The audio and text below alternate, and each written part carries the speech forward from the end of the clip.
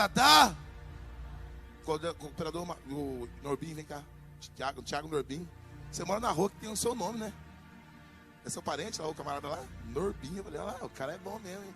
O cara mora na rua que o nome é parente dele. Onde você mora? Na rua Norbim. Opa, mas você botou o nome lá. Forte, né? Levante a mão pra cá. Thiago é um jovem abençoado, cooperador da obra, fiel a Deus. Tá? E o que ele falar aqui está no alinhamento com o pensamento do pastor, amém? E você venha receber a palavra de Deus. Levante a mão para cá, levante a mão para cá. Levante sua mão, levante sua mão. Senhor Deus, aqui está o teu filho, Pai, e nós cremos que o Senhor usa ele poderosamente. E nessa noite, Senhor, usa ele, Senhor, de maneira poderosa. Consola, exorta, edifica, restaura. Meu Deus, batiza com o Espírito Santo, cura, liberta e continua, Senhor, falando conosco. É o que nós te pedimos e o que nós cremos, e a igreja aplauda o nome do Senhor.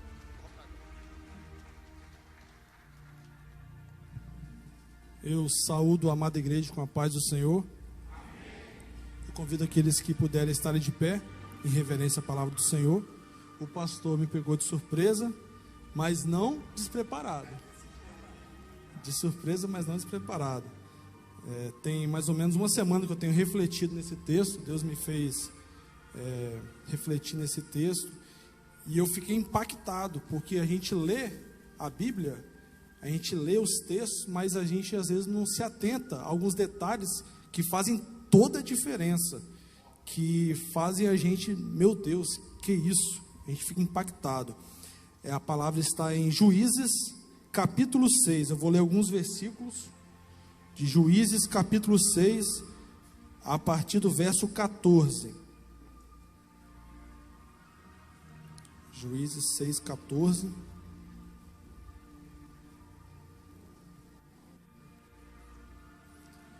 Assim diz a palavra do Senhor.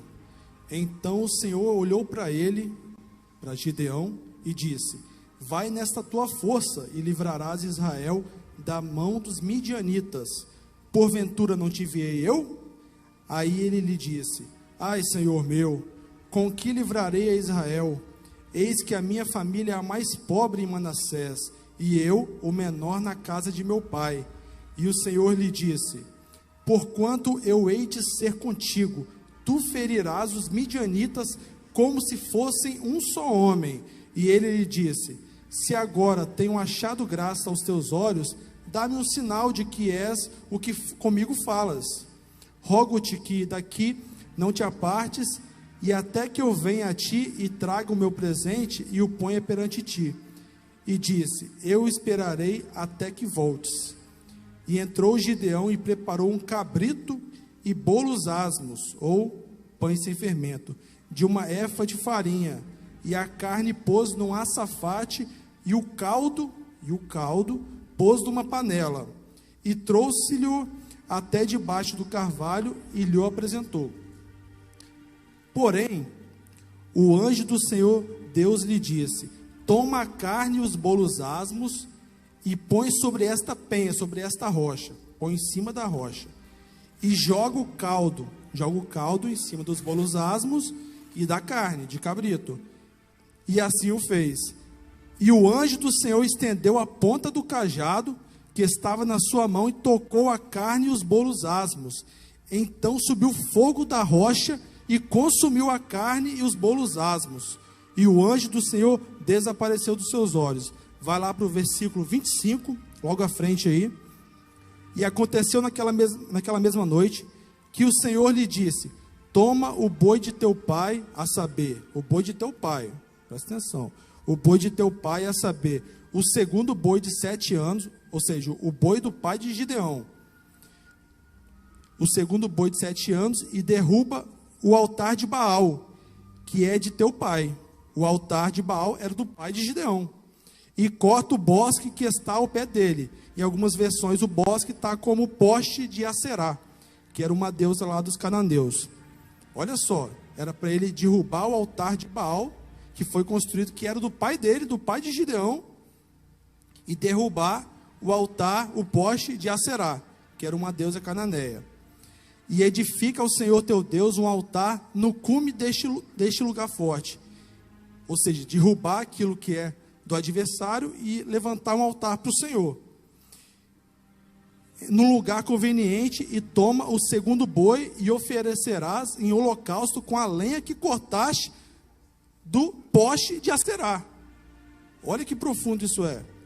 Então Gideão tomou 10 homens dentre os seus servos e fez como o Senhor lhe dissera. E sucedeu que, temendo ele a casa de seu pai e os homens daquela cidade, não fez de dia, mas fê-lo de noite. Fez de noite, para que ninguém visse. Levantando-se, pois, está quase acabando, levantando-se, pois, os homens daquela cidade de madrugada, eis que estava o altar de Baal derrubado, e o poste de Aserá, que estava ao pé dele, estava próximo, cortado. E o segundo boi foi oferecido no altar de novo edificado, o altar ao Senhor. E uns aos outros disseram, os homens da cidade disseram para os outros, quem fez essa coisa?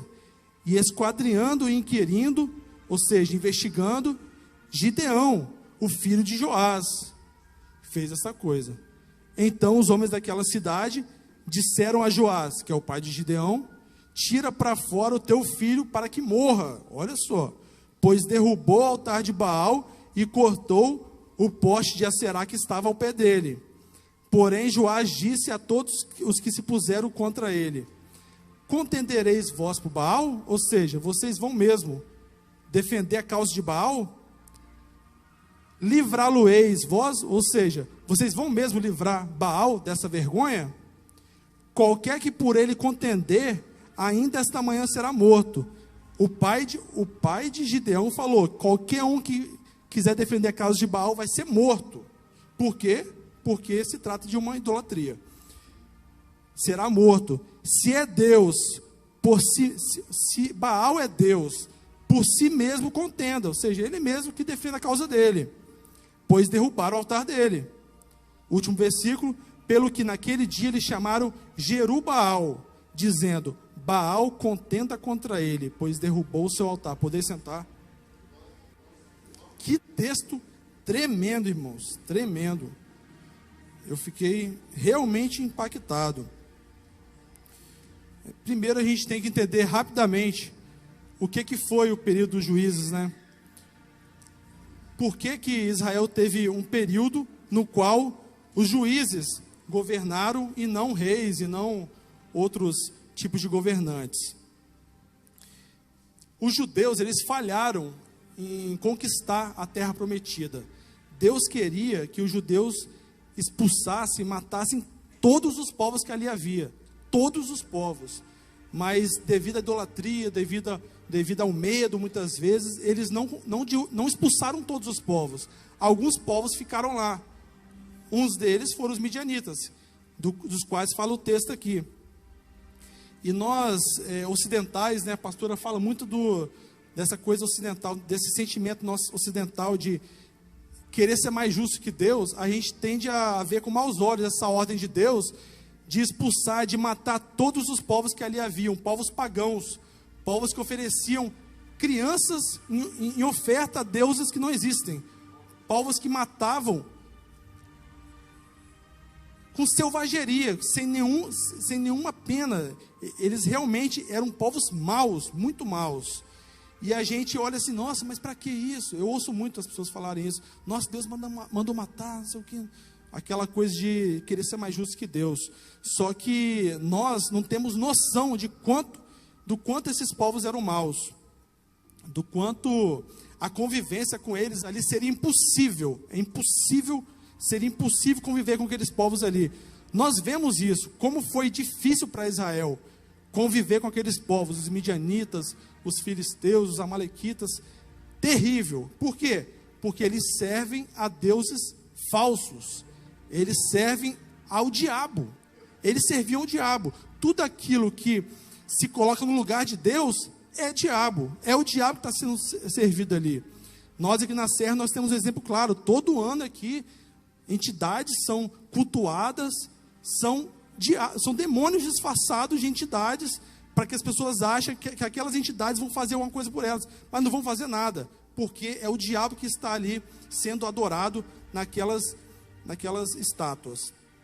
Então, esses povos cananeus, a religião deles era satânica. Eles faziam práticas horrendas aos olhos de qualquer pessoa de hoje. Qualquer pessoa que se transportasse para aquela época ia ficar assustado, ia ficar totalmente estarrecido com aquilo que era praticado ali naquele povo.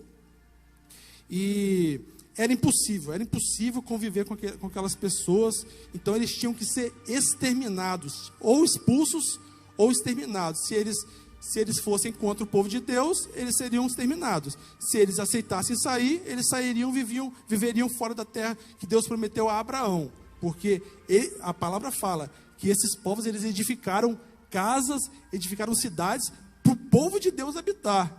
Israel não teve trabalho nenhum, era só dominar, entrar, e estava tudo erguido ali já, não teve que construir casa, nem nada.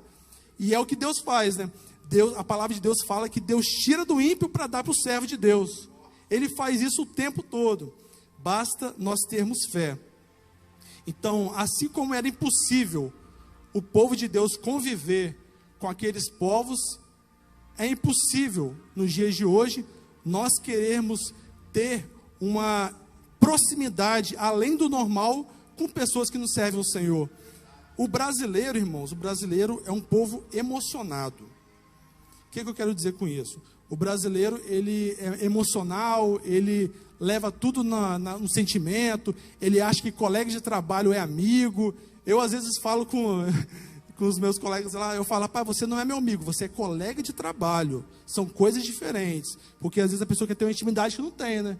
Aí eu falo, não, você é meu colega de trabalho. Uma coisa, outra coisa, outra coisa. Então, às vezes a pessoa pensa assim, não, o cara é ímpio, mas eu vou ser amigo dele. Não vai me afetar. Aí que você se engana. Porque Deus mostra que sim, que afeta sim. Deus mostra que não pode haver uma proximidade além do normal com pessoas que não servem ao Senhor. Tem que haver limites. Uma coisa é o cara ser seu colega de trabalho. Uma coisa é ele ser seu colega de faculdade. Outra coisa é ele ser seu amigo íntimo. Ser aquela pessoa que anda para cima e para baixo com você. Servo anda com servo. Ímpio anda com ímpio. Você pode até tentar, não, eu sou mais forte, eu vou contra o que a palavra diz, eu vou ser amigo do ímpio, vou ser amigo próximo, íntimo do ímpio, e não vai acontecer nada comigo.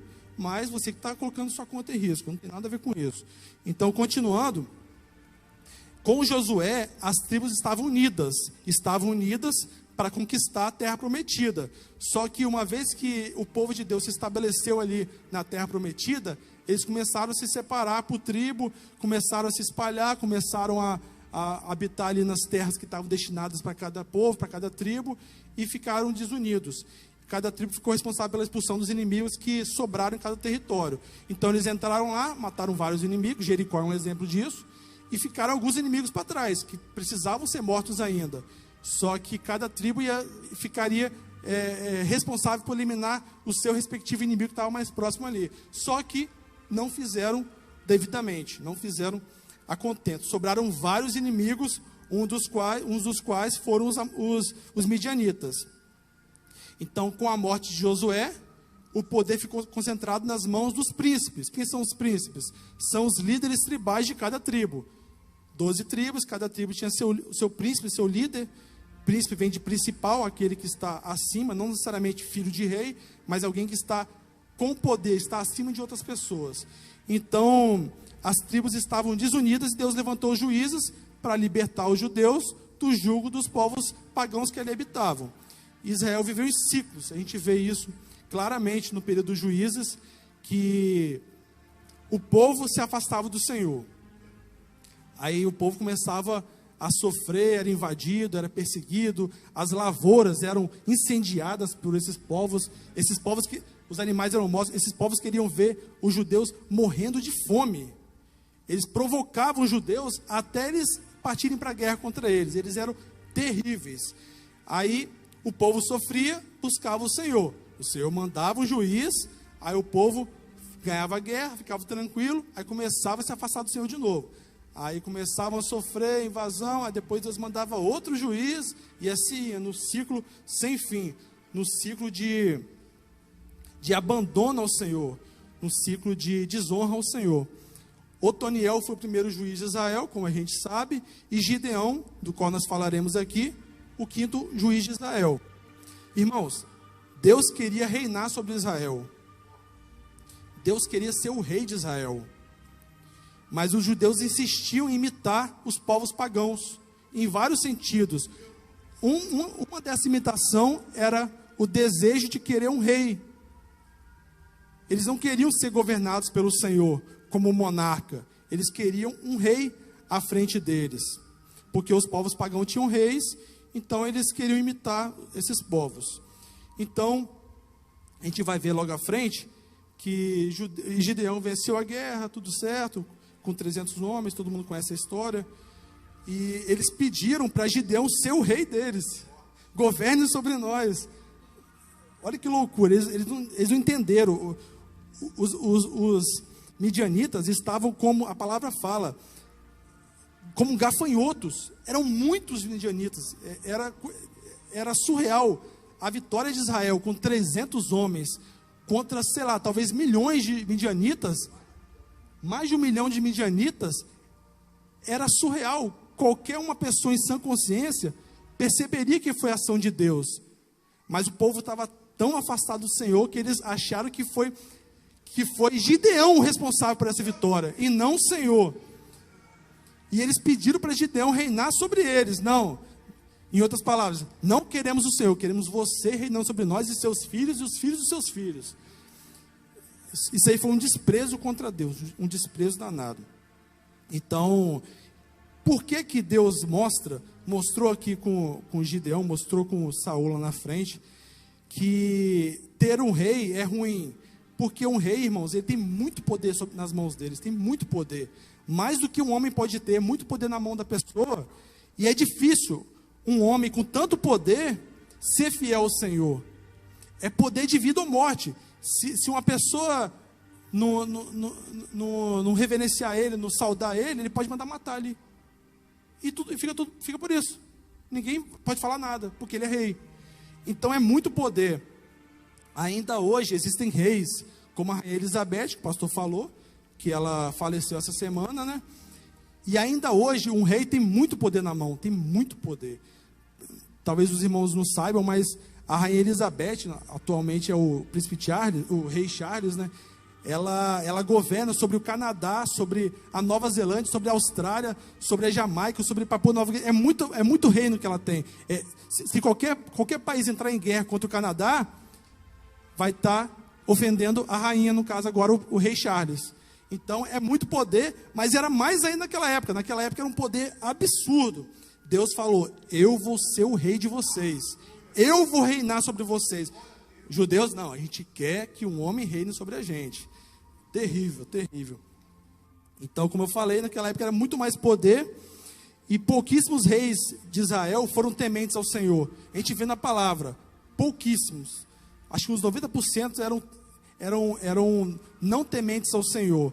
E o que foi mais temente ao Senhor, que foi Davi, o homem segundo o coração de Deus, fez o que fez. Né? Todo mundo sabe o que ele fez. Um homicídio amando, um adultério, etc. Então, até o homem mais fiel ao Senhor, com muito poder na mão, mandou matar um homem inocente que estava à frente do exército dele. É poder demais, irmãos. Não dá certo esse negócio. O nosso rei é Jesus. Jesus vai reinar. Os judeus acharam que Jesus ia reinar naquela época, quando ele veio. Ele reinava espiritualmente, mas fisicamente ele vai reinar quando ele voltar com a igreja. O milênio, ele vai reinar por 1000 anos em Jerusalém, no trono de Davi, por 1000 anos. Eles acertaram, mas erraram o tempo. Acertaram o fato, mas erraram o momento. Então, pouquíssimos reis foram tementes ao Senhor. Né? E muitos veem Gideão, agora vamos entrar em Gideão, que é o foco aqui do texto. Já explicamos o que foi o período dos juízes, e muitos veem Gideão como medroso. É muito comum você ouvir falar que Gideão é medroso, porque ele ficou relutando com o anjo do Senhor, porque ele pediu 3 sinais a Deus. Pô, Gideão, ele é muito incrédulo, ele é um cara muito inseguro, né? Mas, irmãos, se você analisar com mais atenção, como eu analisei essa semana, esse texto, você vai ver que qualquer um de nós faria isso que ele fez, ou muito mais, pediria 20 sinais a Deus. E eu vou explicar por quê com uma analogia. Deus ele quis testar a fé de Gideão. Deus mandou Gideão destruir o altar de Baal, derrubar o altar de Baal. Deus provou, nós vemos também que Deus provou Saul lá na frente, depois eu vou falar sobre isso aqui. Mas Deus testou a fé de Gideão. O altar era do pai dele. O pai, olha que loucura, Deus escolheu um homem, Gideão, cujo pai tinha um altar de Baal. Que loucura! Quantos irmãos que têm pai e mãe que não servem o Senhor, às vezes que vão em locais aí que não agradam o Senhor. Foi o caso de Gideão. Deus usou o improvável, um homem que qualquer um que olhasse assim, não, peraí, o líder de Israel vai ser um cara cujo pai tem um altar a Baal? Como assim? Deus, ele usa os improváveis. Deus usa pessoas que qualquer um que olha assim, não faz sentido. Porque se não for assim, ele não é glorificado. Porque se for um cara forte, líder, um cara com uma liderança nata, o povo vai falar assim, mas foi porque ele é bom, não foi porque Deus ajudou ele. E Deus faz isso até hoje, ele escolhe os improváveis. Todos nós aqui somos improváveis nas mãos do Senhor. Então, eu fiz uma analogia sobre essa coisa de ele derrubar, porque o que acontece? A cidade na qual Gideão morava estava banhada com idolatria. Todo mundo era ali, todo mundo não, 99% talvez, era tipo assim, era devotante a Baal ou a Aserá. Eram pessoas ímpias, pessoas idólatras. Aí o que acontece? Aí Deus manda Gideão ir lá e derrubar um altar, sendo que as pessoas iriam persegui-lo por isso, porque seria como, tipo assim, seria como na festa da serra ali, dia 25, Deus mandar o Igor, vai lá no centro da serra, pega um serrote, pega uma serra elétrica, e corta o maço de São Benedito. Que loucura, gente! Isso já é loucura hoje. Naquela época, qualquer pessoa ia matar esse cara, porque a cidade estava dominada pela idolatria. Aí Gideão, que não é bobo nem nada, ele foi de noite, né? Porque todo mundo estaria descansando, estaria fazendo suas atividades em casa, não estaria na rua. Aí ele foi lá e cortou, levou mais pessoas com ele, né? Porque talvez ele levou só cara forte, bravo, para poder proteger ele. Aí levou o pessoal lá e cortou. Só isso aí já foi uma grande prova de fé, porque pouquíssimos de nós teríamos essa fé, essa coragem de ir lá no centro da serra e cortar o maço São Benedito lá, se Deus mandasse. E foi o que Gideão fez. E olha como esse texto, ele é muito assim, tremendo, é impactante, porque a idolatria era punida com apedrejamento. Ou seja, o pai dele tinha que ser apedrejado, porque o pai dele que tinha esse altar. Só que o povo da cidade se reuniu para apedrejar Gideão, porque ele derrubou o altar de um deus pagão, inverteu a situação. E isso acontece até hoje, irmãos. Quando você defende a verdade de Deus, as pessoas querem te apedrejar. Só que hoje não é um apedrejamento físico, é um apedrejamento moral, social, é um apedrejamento virtual muitas vezes, é um cancelamento. Então, só mudou o tipo de apedrejamento. Até hoje as coisas são invertidas. Por exemplo, hoje à tarde eu estava ouvindo um vídeo do aquele Caio Fábio que se desviou, está todo misericórdia. Aí ele perguntaram para ele assim, por que Deus não foi ativamente, por que Jesus não foi ativamente contra a homossexualidade, por exemplo?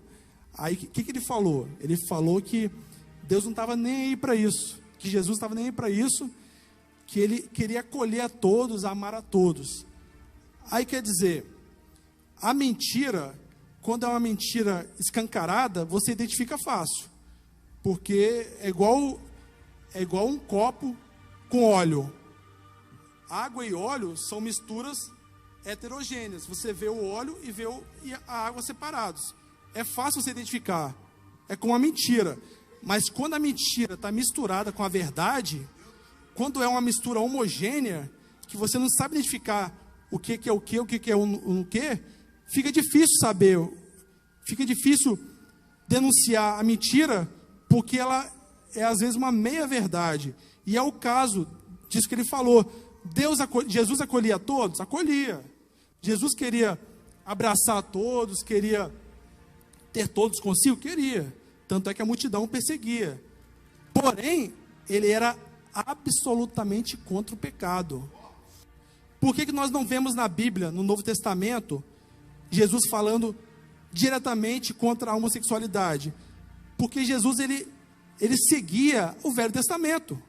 Jesus não veio para mudar o Velho Testamento, ele veio para cumprir o Velho Testamento. Veio para cumprir. Muitas vezes as pessoas falam que o Evangelho, ele é mais duro do que a lei. Na verdade, a lei já era dura, os judeus que não entenderam. Jesus veio esclarecer a lei. Quando Jesus falou que o adultério não é só físico, você pensar já é um adultério, você desejar a mulher do próximo já é adultério. Isso já era na lei, isso já estava na lei. Só que os judeus acharam que era literal, que era físico. Então eles não entenderam o espírito da lei, ou seja, aquilo que Deus queria dizer quando ele inspirou pessoas a escreverem a Bíblia. Então, esse cidadão, esse Caio Fábio, ele falou a verdade, mas deturpou o texto. Torceu para a gente achar que Jesus não era contra o meretrício, né? Jesus não era contra... Jesus, ele foi lá, a prostituta ia ser apedrejada, ele não aliviou, não. Então ele é a favor, então ele não é... Não, Jesus é contra. Só que naquela época não tinha uma militância como tem hoje. Uma militância, por exemplo, homossexual, não. Nós temos que ser ouvidos, todo mundo tem que ser o que quiser. Naquela época não tinha isso. As pessoas sabiam que Jesus seguia o Velho Testamento, acabou. É o que a Bíblia falava e pronto. Não tinha que bater de frente. Quem seria louco de bater de frente com uma coisa tão óbvia, que a Bíblia diz claramente que nesse caso específico era apedrejamento. Traição, adultério era apedrejamento. Mas por que Jesus impediu o apedrejamento? Aí já é uma outra história. Ele impediu porque Israel não tinha autoridade para apedrejar. Israel estava dominado por Roma, então só Roma que podia decretar pena de morte. Os judeus faziam ainda apedrejamento? Faziam, mas era ilegal, era sem um juiz corretamente estabelecido, enfim, era totalmente clandestino. Mas Jesus não era contra a punição pelo pecado, não era contra definitivamente. E é o que a gente aprende aqui nesta igreja. Esta igreja, ela ensina a verdade, ela não passa a mão na cabeça de ninguém. Mas se você estiver disposto a aceitar a palavra de Deus, a aceitar a correção, nós estamos aqui. A nossa luta não é contra pessoas, não é contra pessoas, é contra ideias, contra práticas, contra coisas que são defendidas, sendo que não são de acordo com a palavra de Deus. Então, ele foi lá, derrubou o altar, né, de noite, Gideão. Os habitantes daquela cidade pediram que o pai entregasse Gideão para ser morto. Isso aqui é muito interessante. O pai de Gideão, ele zombou da cara desses homens. Ele zombou. Ele disse que se Baal foi ofendido, que ele mesmo defendesse a honra dele. Que homem, o cara, ele tinha um altar para Baal. Aí, claro, foi contra o filho dele, queria matar o filho dele. Aí ele viu que não, opa, vou ficar do lado do meu filho. Se Baal, é loucura isso, né? O cara tinha um altar a Baal e ele zombou de Baal. Reconheceu. Ele pensou, rapaz, o meu filho fez o que fez, Deus mandou ele fazer. Esse Deus é terrível mesmo, hein? E Baal não se defendeu, não se mexeu. O próprio dono do altar de Baal percebeu que Baal não era nada, que Baal não tinha poder nenhum, que Baal é um inútil, não sabe nem se defender. Você pega uma estátua benedita, você chuta ela assim, ela nem se defende. Não façam isso. Isso aí é intolerância religiosa, não pode fazer isso não. Mas se, hipoteticamente, alguém fizer, ele não vai fazer nada, porque não existe, porque não é um Deus, porque é só um objeto que a própria pessoa faz, a própria pessoa constrói o seu Deus. Então, foi terrível o que Gideão fez. Gideão, ele é um cara admirável, mesmo com todos os seus defeitos, né? Todos nós os temos, mas é um cara admirável, porque pouquíssimos teriam coragem de fazer o que ele fez. E Deus só libertaria Israel da opressão dos midianitas se os judeus fizessem a sua parte, se eles se livrassem da idolatria. Porque Deus, ele é assim conosco também, né? Deus trabalha em parceria com o homem. Você faz a sua parte e Deus ajuda, e Deus faz a dele. Nós, pela teoria do menor esforço, a gente quer que Deus faça só a parte dele, e a gente não, né? É a teoria do menor esforço. Isso aí é natural, mas não é porque é natural que é bom, é errado. Então a gente tende a não querer fazer a nossa parte, esperar que Deus faça tudo.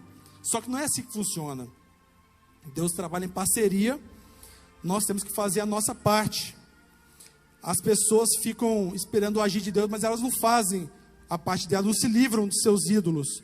Muitas vezes o nosso ídolo pode ser um entretenimento, que a gente deixa de estudar a palavra para poder dedicar mais tempo ao entretenimento. E eu falo como uma pessoa igual a vocês, que também tem as dificuldades, e a gente não deve se apegar a isso, a gente deve se livrar de tudo aquilo que nos tira tempo ao Senhor, porque isso é um Deus, isso aí é um ídolo que a gente tem. Às vezes o ídolo pode ser um filho, pode ser uma esposa, pode ser um esposo, que a gente, às vezes, se o diabo não, porque o diabo não vai tocar naquilo que é de Deus, né? Mas se acontecer, se a pessoa morrer, se o esposo morrer ou a esposa morrer, a pessoa até desvia, porque o Deus dela não é o Senhor. O Deus dela é o filho, é a esposa, é o esposo. Então, muitas vezes as pessoas, elas usam justificativas, por exemplo, para não estar na presença do Senhor. São os famosos desigrejados, né? É uma filosofia, um movimento entre aspas, que cada vez mais cresce no meio evangélico. Antigamente tinha os católicos não praticantes, hoje em dia tem os evangélicos não praticantes. O cara fala que é evangélico, mas vai na igreja uma vez por ano. Cada vez mais isso tem crescido. Aí muitos deles usam justificativas humanas, justificativas ilógicas, para explicar o porquê eles estão fora da igreja. Ah, eu não vou para a igreja mais porque as igrejas estão tudo corruptas. O cara já começou errado já, porque a totalização, toda totalização é tola, né? Ninguém deixa de ir para a padaria porque sabe que tem algumas padarias que tem ratos lá, que você vai comer o pão, tem resto, tem barata, tem fezes de ratos. Ninguém deixa de ir na padaria, ninguém deixa de ir no restaurante, porque alguns restaurantes têm a cozinha em más condições. O certo é o quê? Você está vindo para a igreja? Procura saber sobre essa igreja. Esse pastor aí, qual é a história dele? O brasileiro, ele é preguiçoso. Ele pensa assim, não, eu vou lá, se acontecer alguma coisa assim, uma coisa muito feia, aí eu saio da igreja. Mas ele não investiga, ele não procura saber. O pastor está de prova. Quando eu cheguei aqui, pastor, como é que é esse negócio aí? Como é que é a igreja, a organização? Eu sou curioso, eu sou desconfiado. Mas como é que é? Aí o pastor foi explicando, tá, não sei o quê. Aí eu fui entendendo, aí eu fui vendo que ele é um homem de Deus realmente, que a pastora é uma mulher de Deus realmente, que Deus fala realmente aqui neste lugar. Porque nos dias de hoje, o ser humano está cada vez mais desconfiado. Isso pode ser bom ou ruim, depende de como você age em relação a isso. Quando você fala que existe um homem de Deus numa tal igreja, um pastor, uma pastora, as pessoas elas não acreditam, Porque é cada vez mais comum a pilantragem, a falcatrua, que quando é um homem de Deus, a pessoa fica com o pé atrás. Aí usa isso como justificativa para não ir mais para a igreja.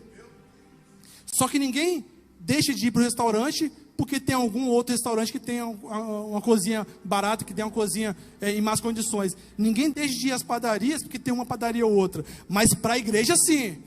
Porque a alma não é importante para essas pessoas. O ventre é. Eu não posso ficar sem comer. Não posso ficar sem comer meu pãozinho francês, quentinho. Não posso deixar de comer num restaurante ali no centro da serra lá. Mas ficar sem Deus eu posso. Que Deus o quê, rapaz? Saber de Deus? Não existe Deus, não. Mas quando está no aperto, aí procura Deus. Aí Deus existe. Aí a alma é importante. Só quando o negócio aperta. Foi o que aconteceu com os juízes aqui. Eles só procuravam a Deus quando o negócio estreitava. E nós somos tão parecidos com eles. Nós fizemos a melhor escolha. Não somos melhores que ninguém. Mas nós fizemos a melhor escolha. Muitas vezes, o jovem principalmente, eu lido muito com os jovens. O jovem, ele acha que tem tempo de sobra, que ele pode errar à vontade, que lá na frente ele conserta. Mas irmãos, o diabo quer enganar vocês. O diabo quer fazer com que vocês, meninas, adolescentes, jovens, fiquem com vários homens, e depois lá na frente não consigam casar mais, não consigam um homem que as queira mais. O diabo quer fazer com que os meninos, os adolescentes, os jovens, percam tempo, percam disposição, para que quando eles fiquem velhos, eles não consigam conquistar mais nada, não consigam fazer um curso mais, que estão cansados, estão exaustos já perderam muito tempo, e depois para você recuperar esse tempo é difícil, tá? É difícil. Eu voltei para a presença do Senhor tem 4 anos, é como se fosse 6 anos e 1, estudando pesado, trabalhando, para compensar os 6 anos perdidos. Não vale a pena, não vale a pena. Então, não deixe para amanhã a decisão que é para hoje. A decisão é para hoje, não perca seu tempo. Não faça besteira de estar com o pé no mundo ou outro na igreja. Não faça isso, pelo amor de Deus. Por quê? Porque quem perde é você. Deus não perde nada. Deus não perde nada. Quem perde seu futuro ou parte dele é você. Quem vai ter que lutar dia após dia para conseguir um futuro melhor é você, de forma muito intensa. Às vezes a gente fala contra, repito, a nossa luta não é contra pessoas, é contra ideias, valores. A gente fala contra algumas práticas. Mulheres, não façam isso, porque vai ser difícil para vocês casarem depois. Aí alguns ficam assim, mas você é contra a mulher? Não, é porque quem está aqui hoje, que é novo, que pode decidir, e decide mal, amanhã se arrepende. Amanhã vê, porque ninguém tem coragem de falar algumas coisas, né? Ninguém tem coragem de falar que a mulher, que a jovem, adolescente, que se entrega hoje para vários meninos, que fica ficando, beijando, ela vai se dar mal depois. Vai ser difícil para ela casar depois. Ninguém fala, ninguém tem coragem de falar. Eu falo. Por quê? Porque as pessoas têm medo de confrontar o pecado. Então, não façam como os judeus fizeram, só buscar o Senhor quando o negócio aperta. Não façam isso. Principalmente os adolescentes e os jovens. Não cometam essa besteira, porque depois vai ser difícil recuperar o tempo. Vai ser difícil. Depois o negócio vai estreitar. Você vai ter que ficar vários anos sofrendo e não reclama, porque as consequências têm que ser encaradas com louvor, porque você que escolheu. Não reclama, porque você plantou, você vai colher. E seja grato a Deus ainda, porque Deus te salvou. Deus te salvou, você no lamaçal de pecado, Deus te resgatou. Aí a pessoa às vezes que se sente em dívida, ela quer que Deus faça um milagre para ela. Deus faz milagre, mas você vai colher aquilo que você plantou. É bíblico, é a lei da semeadura. Então Gideão, ele entendeu isso. Não, Eu vou obedecer o Senhor. Eu vou obedecer. A dificuldade hoje nossa é obedecer. A gente quer dar jeitinho. A gente quer fazer igual Saul, né? Samuel falou para Saul: Samuel, espera 7 dias. 7 dias eu vou chegar e vou oferecer sacrifício ao Senhor. 7 dias. No 7º dia, ele estava assim, ó. Ele estava próximo a receber a bênção dele. Ele ia ser confirmado como rei de Israel para sempre. Os filhos dele, ele estava assim, ó. Muitas vezes a bênção está pertinho de você, ó. Está pertinho. A promoção no trabalho, um casamento, está pertinho. Aí você quer dar seu jeito, se dá mal. E não reclama depois. Porque Samuel falou para Saul: me espera 7 dias. Aí ele quis dar o jeitinho dele, fez o sacrifício a Deus. Ele acha que era Deus, né? Ele fez para agradar as pessoas. Aí Deus falou através de Samuel: hoje você perdeu o reinado. Eu escolherei outro, já estava escolhido já outro para ser rei em Israel, Davi. E é assim conosco, irmãos. Está muito perto da gente a bênção, está muito perto. Está muito perto, está colado na gente. Mas a gente quer dar um jeito. Eu falo por mim mesmo, a gente quer dar um jeito. E como a pastora fala, as bênçãos, elas nos perseguem. Pastor, faz favor, faz favor. Ó, isso aqui é você, ó. Vem cá, Igor, vem cá. Foge da gente. Foge. As bênçãos. Vem, as bênçãos. Não foge, não. É assim. É assim.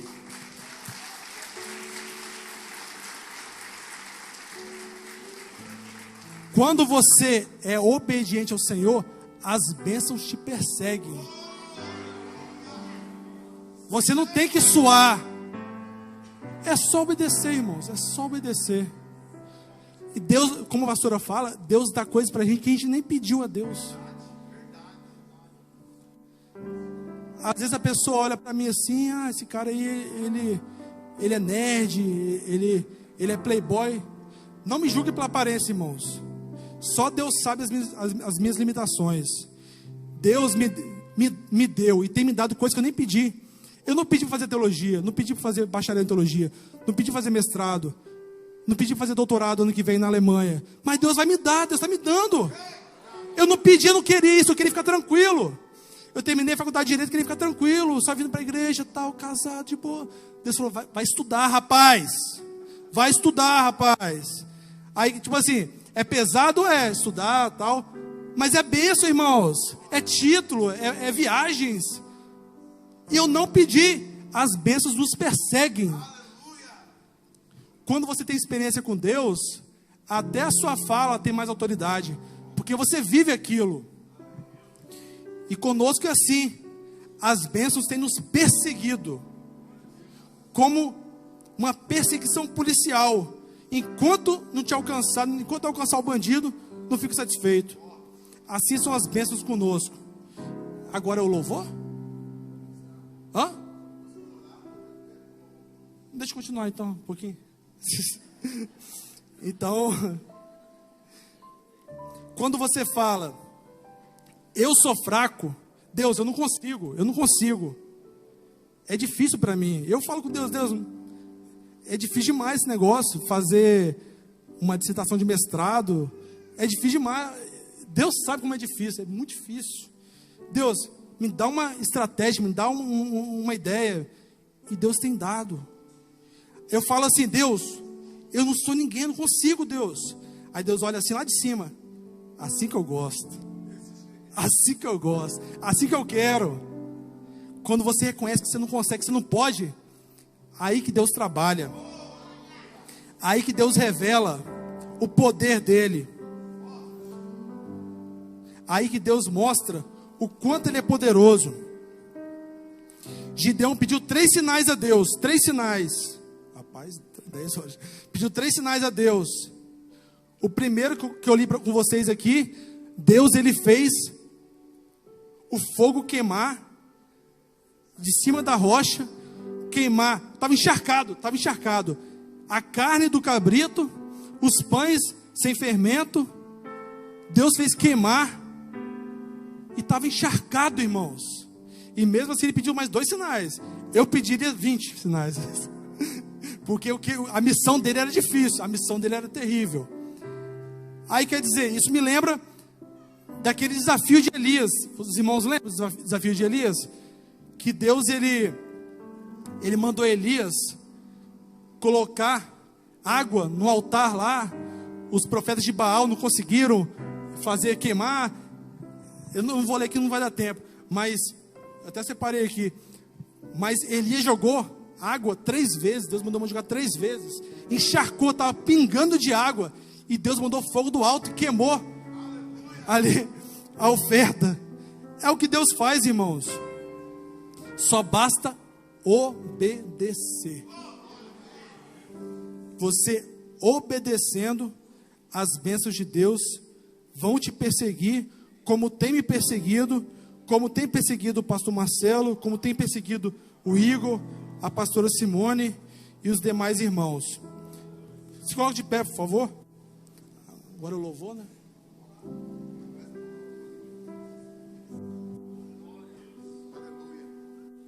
Aleluia. Levante sua mão para cá assim. Levante a mão para lá, Tiago. Abençoar o povo. Os desafios que Deus tem proposto a essa igreja são desafios de grande repercussão. São desafios que têm exigido grande dedicação. Mas a vitória que Deus está preparando para essa igreja. Aleluia. Vem cá, presbítero. Vamos ficar aqui, vamos abençoar o povo de Deus hoje. Eu quero que você levante a sua mão. Levante a mão para lá, Igor. Porque existem desafios. Deus falou aqui nesse culto hoje. Desafios em que Deus propõe para a gente. E desafio não é para nos paralisar. Não é para nos impedir de alcançar. Pelo contrário, desafios eles fazem com que a gente alcance todo o nosso potencial. Nós olhamos para nós e vemos, Gideão falou, eu sou o menor da casa do meu pai. Eu sou a família mais pobre, eu sou o mais pequeno. Eu sou o menor. Mais pequeno não, eu sou o menor. Aí o anjo falou assim, vai na tua força. Oranaia. Levante a mão para o céu assim, ó. Eu vou usar as palavras do anjo. Eu estou sentindo uma glória de Deus aqui. Os desafios que Deus propõe para você nessa semana. Vai na tua força. Porque Deus dará sinais.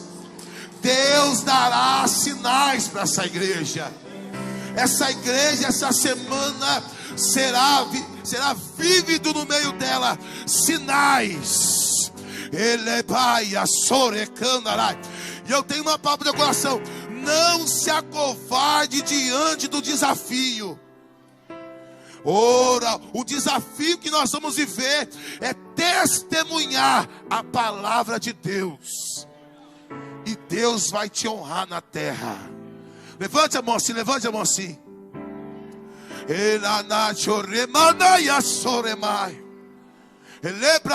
Ah, pastor, eu sou menor, eu sou pior. É, você é. Mas você tem o lado vencedor com você. Ah, pastor, meu currículo é fraco. Não se preocupa não, o dono do currículo está com você. Ah, pastor, não tenho aparência, não tenho palavra, não sei falar. Não se preocupa, Deus levanta intérprete. Ah, pastor, a minha empresa é menor. Não se preocupa não, ela vai ser a maior. Ah, pastor, minha função no serviço é a menorzinha. Não se preocupa não, tem um cargo de diretor para você lá dentro. Ah, pastor, da minha família eu sou a pessoa que não tenho moral. Ninguém me reconhece como homem de Deus, como mulher de Deus. Se prepara, Deus vai te usar naquela casa. Eu profetizo nessa noite. Levante a mão para lá, vocês obreiros. Levante a mão para lá. Eu profetizo sobre a vida da IFP Serra, Igreja Família Pentecostal. Nessa semana Deus dará sinais através de desafios propostos. E você não recue, você não retroceda. Vai na tua força. Toma posse da vitória e aplaude o Senhor. Deus abençoe Tiago. Tiago é uma bênção. Tiago é uma bênção de Deus. Abençoe sua família, Tiago, seu ministério. Eu falei um negócio com o Tiago aqui um dia na revelação. Falei assim, ó, eu vejo você indo para a Alemanha, varão. E não é turismo não, é estudo, é capacitação teológica. Aí aconteceu o mestrado ou doutorado? O mestrado dele, aonde é? O doutorado do Tiago, onde é o doutorado dele? Na Ale.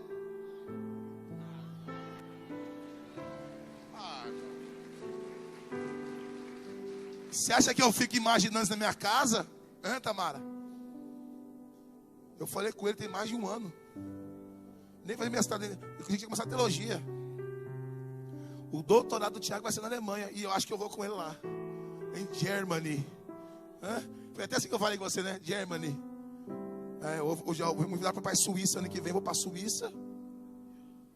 Vou para a Suíça, ficar uns dias lá. Sondar a terra que já soltaram aqui nesse altar. Que a IFP vai ter uma congregação na Suíça. Ela vai me entender agora, mas eu recorri, eu tive medo. Fique nem Gideão, eu pedi um sinal para Deus. Mas ano que vem eu vou na Suíça, hein, varão? Nós vamos junto. Vou lá orar naqueles alemão lá, vou botar fogo naquele negócio. E depois eu vou na Alemanha com o Tiago. Eu estou gostando de viajar fora do país. Estou gostando desse negócio, é muito bom. Ampliar os horizontes. E eu tenho certeza que essa semana, irmão, se você não está percebendo esse culto como esse culto está, se liga agora rapidinho aí. Essa semana vai ser uma semana marcante na tua vida. Vai ser uma semana do sobrenatural. Você vai ter resposta de Deus, irmão. O céu não está parado ao teu respeito, não. O céu está em ação ao teu favor.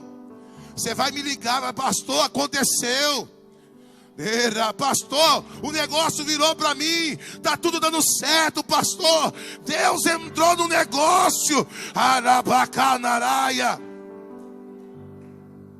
Porque Deus é assim. Gideão com 300 homens venceu mais de 1 milhão. A Bíblia diz que eles subiam pela terra, Tiago, e tomavam com gafanhoto. Comiam tudo trigo, os animais pastavam na lavoura. 7 anos nessa miséria, 7 anos. Deus levantou Gideão. Levanta a mão. Deus está te levantando hoje. Deixa eu ver, Mariceia, muito forte. Eu vi uma tocha de fogo na tua mão. Deus falou assim, eu estou te levantando lá. Deus está te levantando, igreja. Deus está te levantando. Esse culto é profético. Deus está te levantando. Sabe o que é o interessante? Que quem vai dar testemunho de você vai ser o ímpio. O pai de Gideão, que era idólatra, testemunhou. Não, meu filho não. Meu filho é homem de Deus. Se Baal é Deus, mata ele. Mas vocês vão matar o negão. Que se vocês botar a mão nele, vocês vão morrer tudo. Olha só que coisa linda. Deus me dá uma pregação quando vocês já lindos. Você está falando aqui. Eu vou pregar essa mensagem também. Não amanhã, outro dia. Muito forte. Tá? Então Deus abençoe sua vida. Receba a bênção de Deus aí. Eu tô feliz, irmão. E a bênção é um estado de espírito. A bênção vem de dentro. Essa semana vai ser uma semana abençoada. Ele vai ser onde Mijael levantou 2 mãos. Mijael é doido. Mijael, ele cola comigo nas loucuras. A bênção vai ser dobrada na tua vida essa semana. Você vai me falar, pastor, é forte demais. Eu quero acabar, mas Deus não deixa. Mas eu vou acabar. Que amanhã é segunda-feira. Amém? Deus abençoe todos os irmãos. Oi? O chá das mulheres, que dia que vai ser isso? Ô, Dana, qual do horário? Será que vai dar tempo? Qual do horário, Dana? Vamos deixar para outro dia? Qual do horário? Só avisar ali, ó, o chá das mulheres é dia 1º de outubro, gente. Quando horário, vamos dar uma corrida aqui, Dayana. 19h30. Ela vai estar no culto que vem, ela vai estar falando. Segunda você vai falar, quinta você vai falar. Eu prometo a você. Segunda você fala, quinta você fala e domingo que vem você fala. Vou deixar você falar. Então, vendendo os convites, você, mulher, procura a Dayana aí, o pessoal, amém? Segunda-feira, temos culto, segunda-feira fora, está aqui o missionário Juan. Acabou o aviso. Vamos agradecer? Se coloca de pé. Amanhã, missionário Juan, irmão, pensa um jovem usado em revelação. Usado nos mistérios. Um jovem canela de fogo. Vem amanhã no culto. É forte. Amém? Vai assim, ó. Uma medida sacudida, recalcada, transbordante do Senhor sobre a sua. O grande amor de Deus, a graça do nosso Senhor e Salvador Jesus Cristo. E as doces consolações do Espírito Santo. Senhor, sobre todos aqueles que aguardam o Senhor, todos digam. Vá em paz, uma ótima semana em nome de Jesus. Deus abençoe.